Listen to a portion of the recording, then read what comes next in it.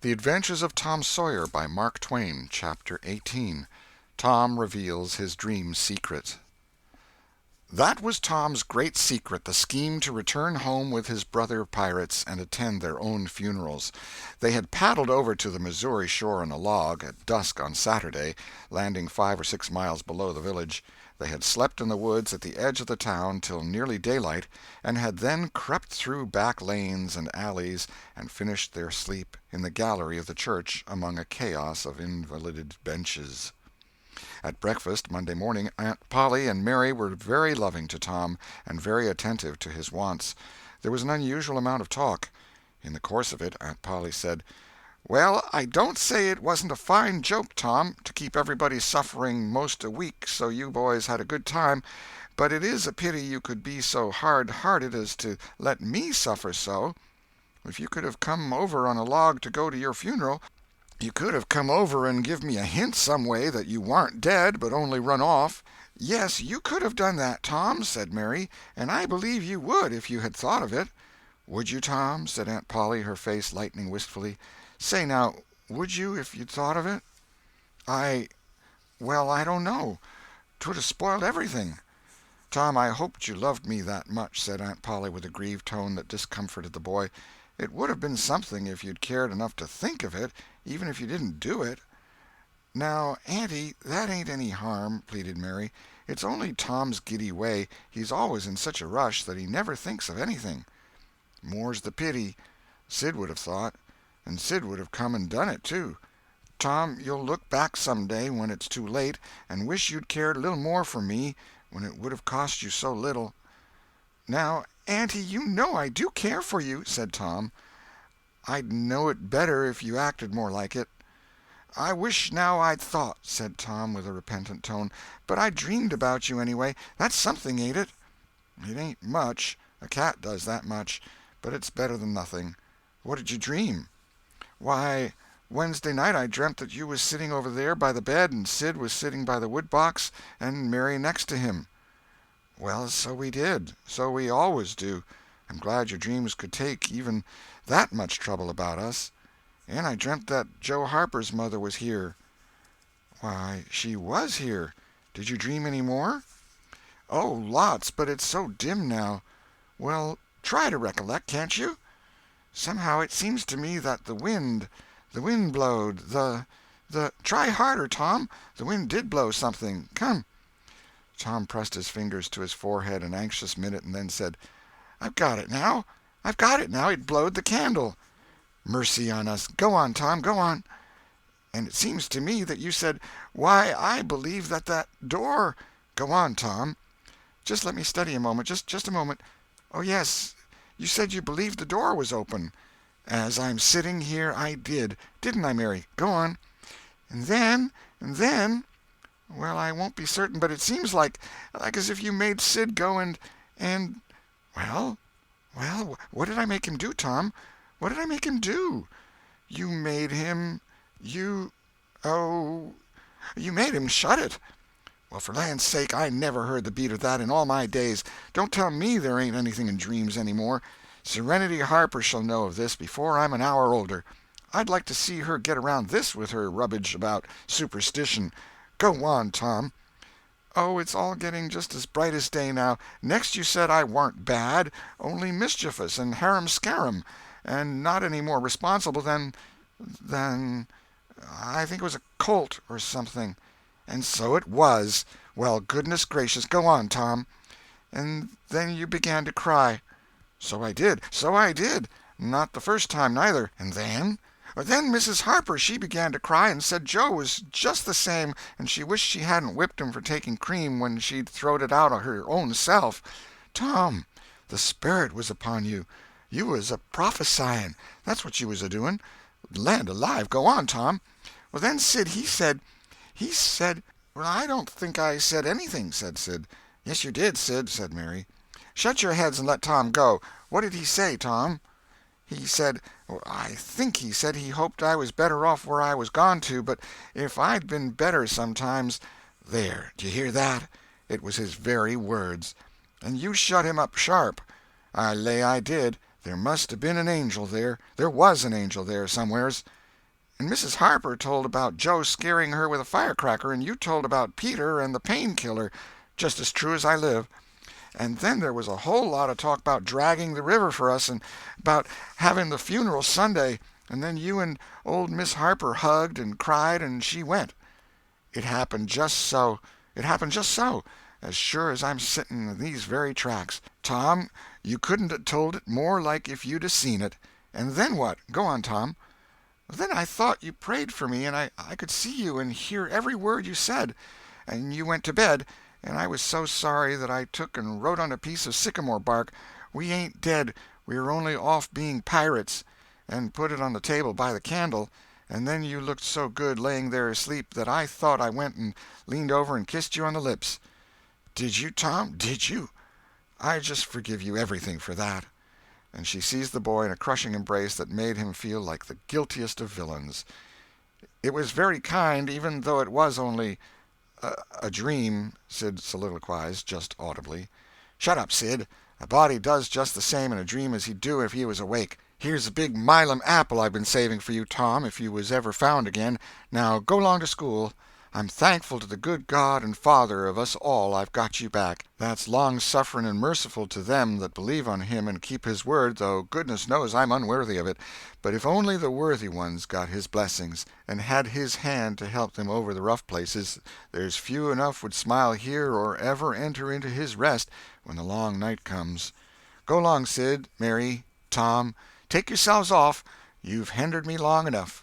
The children left for school, and the old lady to call on Mrs. Harper and vanquish her realism with Tom's marvelous dream.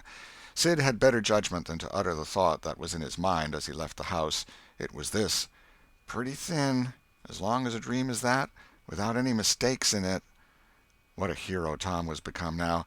He did not go skipping and prancing, but moved with a dignified swagger as became a pirate who felt that the public eye was on him. And indeed it was. He tried not to seem to see the looks or hear the remarks as he passed along, but they were food and drink to him. Smaller boys than himself flocked at his heels, as proud to be seen with him and tolerated by him as if he had been the drummer at the head of a procession, or the elephant leading a menagerie into town. Boys of his own size pretended not to know he had been away at all, but they were consuming with envy nevertheless. They would have given anything to have had that swarthy, sun-tanned skin of his, and his glittering notoriety, and Tom would not have parted with either for a circus. At school the children made so much of him and of Joe, and delivered such eloquent admiration from their eyes, that the two heroes were not long in becoming insufferably stuck up.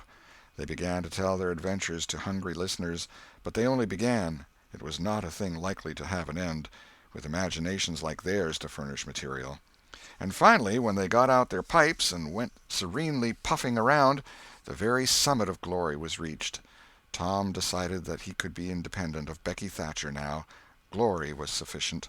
He would live for glory. Now that he was distinguished, maybe she would be wanting to make up. Well, let her. She should see that he could be as indifferent as some other people.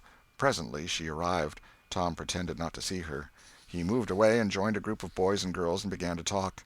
Soon he observed that she was tripping gaily back and forth with flushed face and dancing eyes, pretending to be busy chasing schoolmates, and screaming with laughter when she made a capture. But he noticed that she always made her captures in his vicinity, and that she seemed to cast a conscious eye in his direction at such times, too. It gratified all the vicious vanity that was in him, and so, instead of winning him, it only set him up the more, and made him the more diligent to avoid betraying that he knew she was about. Presently she gave over skylarking, and moved irresolutely about, sighing once or twice, and glancing furtively and wistfully toward Tom. Then she observed that now Tom was talking more particularly to Amy Lawrence than to anyone else. She felt a sharp pang, and grew disturbed and uneasy at once. She tried to go away, but her feet were treacherous, and carried her to the group instead. She said to a girl almost at Tom's elbow, with sham vivacity, "Why, Mary Austin, you bad girl, why didn't you come to Sunday school?" "I did come. Didn't you see me?" "Why, no. Did you? Where did you sit?" "I was in Miss Peters' class, where I always go. I saw you." "Did you? Why, it's funny I didn't see you. I wanted to tell you about the picnic." "Oh, that's jolly. Who's going to give it?" "My ma's going to let me have one." "Oh, goody. I hope she'll let me come." "Well, she will. The picnic's for me. She'll let anybody come that I want, and I want you." "That's ever so nice. When is it going to be?" "By and by. Maybe about vacation." "Oh, won't it be fun! You going to have all the girls and boys?" "Yes, every one that's friends to me, or wants to be," and she glanced ever so furtively at Tom. But he talked right along to Amy Lawrence about the terrible storm on the island, and how the lightning tore the great sycamore tree all to flinders while he was standing within 3 feet of it. "Oh, may I come?" said Gracie Miller. "Yes." "And me?" said Sally Rogers. "Yes." "And me, too?" said Susie Harper. "And Joe?" "Yes." And so on, with clapping of joyful hands, till all the group had begged for invitations but Tom and Amy. Then Tom turned coolly away, still talking, and took Amy with him. Becky's lips trembled and the tears came to her eyes. She hid these signs with a forced gaiety and went on chattering, but the life had gone out of the picnic now, and out of everything else. She got away as soon as she could, and hid herself and had what her sex call a good cry. Then she sat moody with wounded pride till the bell rang. She roused up, now, with a vindictive cast in her eye, and gave her plaited tails a shake, and said she knew what she'd do. At recess Tom continued his flirtation with Amy with jubilant self-satisfaction, and he kept drifting about to find Becky and lacerate her with the performance. At last he spied her, but there was a sudden falling of his mercury. She was sitting cozily on a little bench behind the schoolhouse looking at a picture book with Alfred Temple, and so absorbed were they, and their heads so close together over the book, that they did not seem to be conscious of anything in the world besides. Jealousy ran red-hot through Tom's veins. He began to hate himself for throwing away the chance Becky had offered for a reconciliation. He called himself a fool, and all the hard names he could think of. He wanted to cry with vexation. Amy chatted happily along as they walked, for her heart was singing, but Tom's tongue had lost its function. He did not hear what Amy was saying, and whenever she paused expectantly he could only stammer an awkward assent, which was as often misplaced as otherwise. He kept drifting to the rear of the schoolhouse again and again to sear his eyeballs with the hateful spectacle there. He could not help it, and it maddened him to see, as he thought he saw, that Becky Thatcher never once suspected that he was even in the land of the living. But she did see, nevertheless, and she knew she was winning her fight, too, and was glad to see him suffer as she had suffered. Amy's happy prattle became intolerable. Tom hinted at things he had to attend to, things that must be done, and time was fleeting. But in vain. The girl chirped on. Tom thought, "Oh, hang her, ain't I ever going to get rid of her?" At last he must be attending to those things, and she said artlessly that she would be around when school left out, and he hastened away, hating her for it. Any other boy, Tom thought, grating his teeth, any boy in the whole town but that St. Louis smarty that thinks he dresses so fine and is aristocracy. Oh, all right, I licked you the first day you ever saw this town, mister, and I'll lick you again. You just wait till I catch you out. I'll just take and he went through the motions of thrashing an imaginary boy, pummeling the air and kicking and gouging. "Oh, you do you? You holler enough, do you? Now, then, let that learn you." And so the imaginary flogging was finished to his satisfaction. Tom fled home at noon.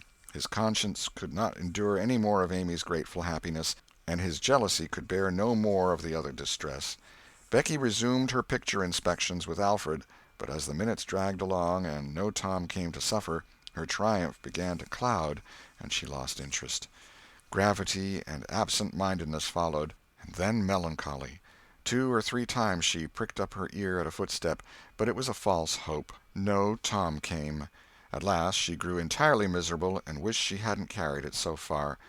When poor Alfred, seeing that he was losing her, he did not know how, kept exclaiming, "Oh, here's a jolly one, look at this," she lost patience at last and said, "Oh, don't bother me, I don't care for them," and burst into tears and got up and walked away.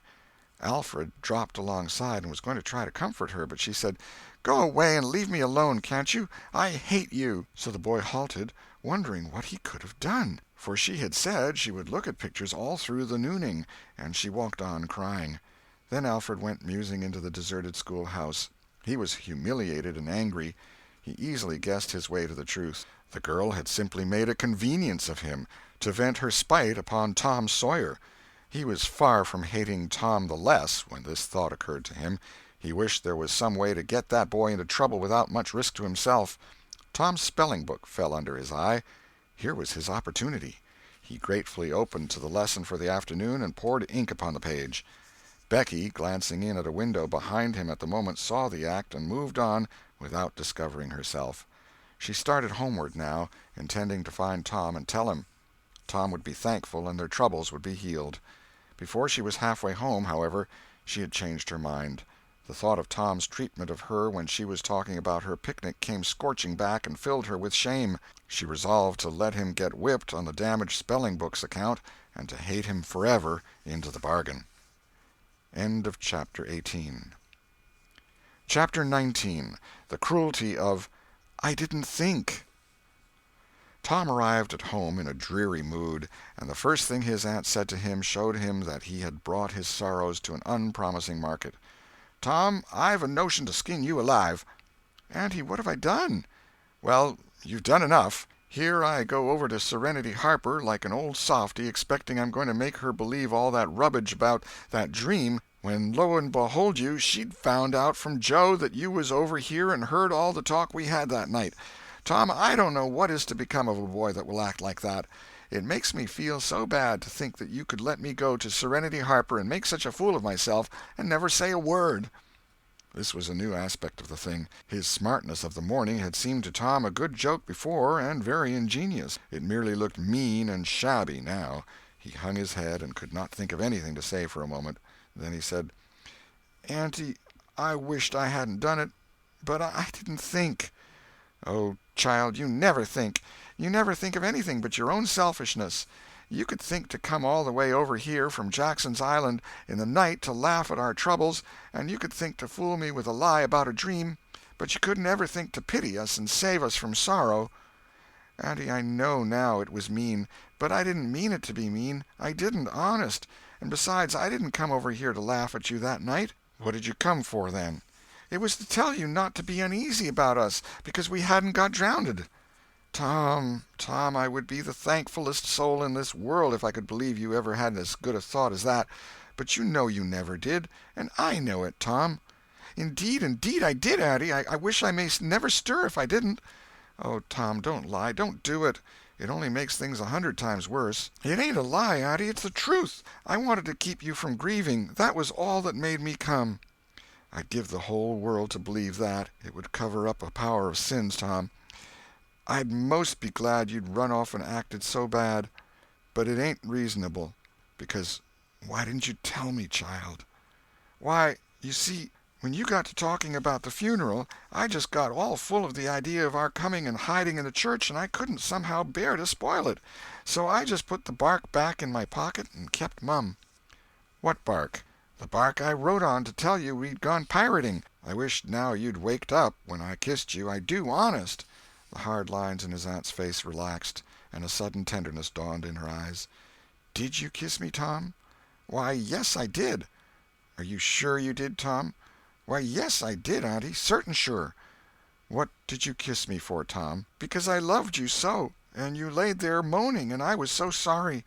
The words sounded like truth. The old lady could not hide a tremor in her voice when she said, "Kiss me again, Tom, and be off with you to school now, and don't bother me any more." The moment he was gone, she ran to a closet and got out the ruin of a jacket which Tom had gone pirating in. Then she stopped, with it in her hand, and said to herself, "No, I don't dare. Poor boy, I reckon he'd lied about it. But it's a blessed, blessed lie. There's such a comfort come from it. I hope the Lord, I know the Lord will forgive him, because it was such good-heartedness in him to tell it. But I don't want to find out it's a lie. I won't look." She put the jacket away and stood by, musing a minute. Twice she put out her hand to take the garment again, and twice she refrained. Once more she ventured, and this time she fortified herself with the thought, "It's a good lie. It's a good lie. I won't let it grieve me." So she sought the jacket pocket. A moment later she was reading Tom's piece of bark through the flowing tears and saying, "I forgive the boy now if he'd committed 1,000,000 sins." End of Chapter 19. Chapter 20. Tom Takes Becky's Punishment. There was something about Aunt Polly's manner when she kissed Tom that swept away his low spirits and made him light-hearted and happy again. He started to school, and had the luck of coming upon Becky Thatcher at the head of Meadow Lane. His mood always determined his manner. Without a moment's hesitation he ran to her and said, "I acted mighty mean today, Becky, and I'm so sorry. I won't ever do that way again, as long as I ever live. Please make up, won't you?" The girl stopped and looked at him scornfully in the face. "I'll thank you to keep yourself to yourself, Mr. Thomas Sawyer. I'll never speak to you again." She tossed her head and passed on. Tom was so stunned that he had not even presence of mind enough to say, "Who cares, Miss Smarty?" until the right time to say it had gone by. So he said nothing. But he was in a fine rage, nevertheless. He moped into the schoolyard, wishing she were a boy, and imagining how he would trounce her if she were. He presently encountered her and delivered a stinging remark as he passed. She hurled one in return, and the angry breach was complete. It seemed to Becky, in her hot resentment, that she could hardly wait for school to take in, she was so impatient to see Tom flogged for the injured spelling-book. If she had had any lingering notion of exposing Alfred Temple, Tom's offensive fling had driven it entirely away. Poor girl, she did not know how fast she was nearing trouble herself. The master, Mr. Dobbins, had reached middle age with an unsatisfied ambition. The darling of his desires was to be a doctor, but poverty had decreed that he should be nothing higher than a village schoolmaster. Every day he took a mysterious book out of his desk and absorbed himself in it at times when no classes were reciting. He kept that book under lock and key. There was not an urchin in school but was perishing to have a glimpse of it, but the chance never came. Every boy and girl had a theory about the nature of that book, but no two theories were alike, and there was no way of getting at the facts in the case. Now, as Becky was passing by the desk, which stood near the door, she noticed that the key was in the lock. It was a precious moment. She glanced around, found herself alone, and the next instant she had the book in her hands. The title page, Professor Somebody's Anatomy, carried no information to her mind, so she began to turn the leaves. She came at once upon a handsomely engraved and colored frontispiece, a human figure, stark naked. At that moment a shadow fell on the page, and Tom Sawyer stepped in at the door and caught the glimpse of the picture. Becky snatched at the book to close it, and had the hard luck to tear the pictured plate half down the middle. She thrust the volumes into the desk, turned the key, and burst out crying with shame and vexation. "Tom Sawyer, you are just as mean as you can be, to sneak up on a person and look at what they're looking at. How could I know you was looking at anything? You ought to be ashamed of yourself, Tom Sawyer. You know you're going to tell on me, and what shall I do? What shall I do? I'll be whipped, and I never was whipped in school." Then she stamped her little foot and said, "Be so mean if you want to. I know something that's going to happen. You just wait and you'll see. Hateful, hateful, hateful!" And she flung out of the house with a new explosion of crying. Tom stood still, rather flustered by this onslaught. Presently he said to himself, "What a curious kind of a fool a girl is. Never been licked in school. Shucks, what's a licking? That's just like a girl. They're so thin-skinned and chicken-hearted. Well, of course I ain't going to tell old Dobbins on this little fool, because there's other ways of getting even on her that ain't so mean. But what of it? Old Dobbins will ask who it was tore his book. Nobody'll answer. Then he'll do just the way he always does, ask first one and then t'other, and when he comes to the right girl he'll know it, without any telling. Girls' faces always tell on them. They ain't got any backbone. She'll get licked. Well, it's a kind of a tight place for Becky Thatcher, because there ain't any way out of it." Tom conned the thing a moment longer, and then added, "All right, though. She'd like to see me in such a fix. Let her sweat it out." Tom joined the mob of skylarking scholars outside. In a few moments the master arrived, and school took in. Tom did not feel a strong interest in his studies. Every time he stole a glance at the girl's side of the room, Becky's face troubled him. Considering all things, he did not want to pity her, and yet it was all he could do to help it. He could get up no exultation that was really worthy the name. Presently the spelling-book discovery was made, and Tom's mind was entirely full of his own matters for a while after that. Becky roused up from her lethargy of distress and showed good interest in the proceedings. She did not expect that Tom could get out of his trouble by denying that he spilt the ink on the book himself, and she was right. The denial only seemed to make the thing worse for Tom. Becky supposed she would be glad of that, and she tried to believe she was glad of it, but she found she was not certain. When the worst came to the worst, she had an impulse to get up and tell on Alfred Temple. But she made an effort, and forced herself to keep still. "Because," said she to herself, "he'll tell about me tearing the book, sure. I wouldn't say a word, not to save his life." Tom took his whipping and went back to his seat, not at all broken-hearted, for he thought it was possible that he had unknowingly upset the ink on the spelling-book himself in some skylarking bout. He had denied it for form's sake, and because it was custom, and had stuck to the denial from principle. A whole hour drifted by. The master sat nodding in his throne. The air was drowsy with the hum of study. By and by Mr. Dobbins straightened himself up, yawned, and then unlocked his desk and reached for his book, but seemed undecided whether to take it out or leave it. Most of the pupils glanced up languidly, but there was two among them that watched his movements with intent eyes. Mr. Dobbins fingered his book absently for a while, then took it out and settled himself in his chair to read. Tom shot a glance at Becky. He had seen a hunted and helpless rabbit look as she did, with a gun leveled at its head. Instantly he forgot his quarrel with her. Quick, something must be done in a flash, too. But the very imminence of the emergency paralyzed his invention. Good, he had an inspiration. He would run and snatch the book, spring through the door, and fly. But his resolution shook for one little instant, and the chance was lost. The master opened the volume. If Tom only had the wasted opportunity back again. Too late. There was no help for Becky now, he said. The next moment the master faced the school. Every eye sank under his gaze. There was that in it which smote even the innocent with fear. There was silence while one might count 10. The master was gathering his wrath. Then he spoke. "Who tore this book?" There was not a sound. One could have heard a pin drop. The stillness continued. The master searched face after face for signs of guilt. "Benjamin Rogers, did you tear this book?" A denial. Another pause. "Joseph Harper, did you?" Another denial. Tom's uneasiness grew more and more intense under the slow torture of these proceedings. The master scanned the ranks of boys, considered a while, then turned to the girls. "Amy Lawrence." A shake of the head. "Gracie Miller." The same sign. "Susan Harper, did you do this?" Another negative. The next girl was Becky Thatcher. Tom was trembling from head to foot, with excitement and a sense of hopelessness of the situation. "Rebecca Thatcher." Tom glanced at her face. It was white with terror. "Did you tear—" "No, look me in the face." Her hands rose in appeal. "Did you tear this book?" A thought shot like lightning through Tom's brain. He sprang to his feet and shouted, "I done it!" The school stared in perplexity at this incredible folly.